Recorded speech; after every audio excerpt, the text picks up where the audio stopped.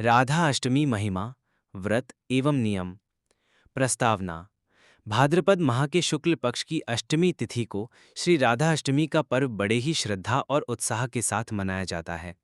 यह दिन भगवान श्री कृष्ण की अनंत प्रेयसी, भक्ति की परम शक्ति और प्रेम की मूर्ति श्री राधा रानी के प्राकट्य दिवस के रूप में मनाया जाता है।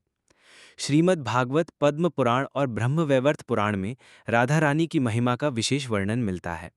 कहा गया है कि राधा बिना कृष्ण अधूरा है और कृष्ण बिना राधा। इस दिन भक्तजन व्रत, पूजन, कीर्तन, भजन और उपवास द्वारा राधा कृष्ण की आराधना करते हैं।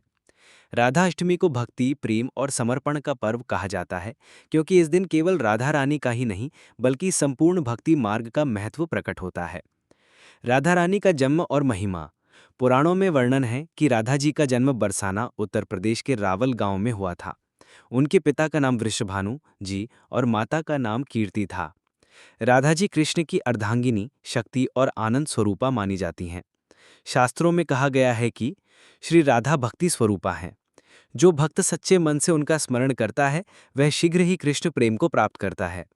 स्वयं भगवान कृष्ण कहते हैं कि मैं भक्तों को भक्ति देता हूं, लेकिन भक्ति की शक्ति मुझे भी राधा से प्राप्त होती है। इसी कारण राधा अष्टमी को भक्ति और प्रेम का सबसे बड़ा पर्व माना जाता है। राधा अष्टमी व्रत का महत्व। राधा अष्टमी व्रत करने से मनुष्य के समस्त पापों का नाश होता है। घर परिवार में प्रेम, सुख और समृद्धि बनी रहती है। इस व्रत से भक्त को न केवल भौतिक सुख बल्कि आध्यात्मिक उत्थान भी प्राप्त होता है। यह व्रत विशेष रूप से दाम्पत्य जीवन में सुख और मधुरता लाता है। भगवान कृष्ण भी राधा के नाम का जप करने वाले भक्तों पर शीघ्र प्रसन्न हो जाते हैं। राधाष्टमी व्रत विधि। राधाष्टमी का व्रत भक्तनिष्ठा और श्रद्धा से करना चाहिए। व्रत की विधि इस प्रकार है। 1. व्रत का संकल्प। प्रातःकाल स्नान करके स्वच्छ वस्त्र धारण करें। घर के मंदिर या पूजा स्थल में श्री कृष्ण राधा की प्रतिमा या चित्र स्थापित करें। हाथ में जल लेकर व्रत का संकल्प करें।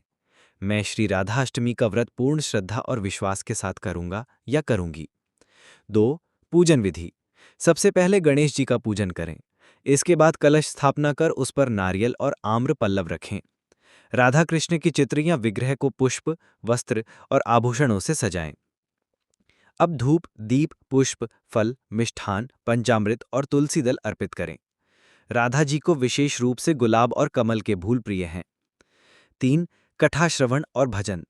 पूजन के बाद राधा जन्म कथा का पाठ करें। राधे राधे नाम का कीर्तन, भजन और संकीर्तन करें। श्रीमद् भागवत या गीता के श्लोकों का पाठ करें। 4. उपवास और दान। इस दिन भक्त उपवास रखते हैं। कुछ लोग निर्जल व्रत करते हैं तो कुछ केवल फलाहार करते हैं। व्रत के अंत में ब्राह्मणों, कन्याओं या साधु संतों को भोजन व दान देना चाहिए।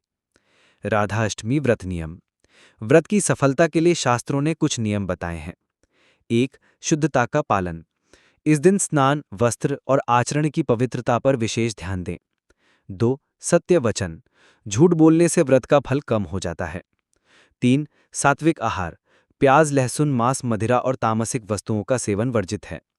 4. मन, वचन और कर्म से भक्ति।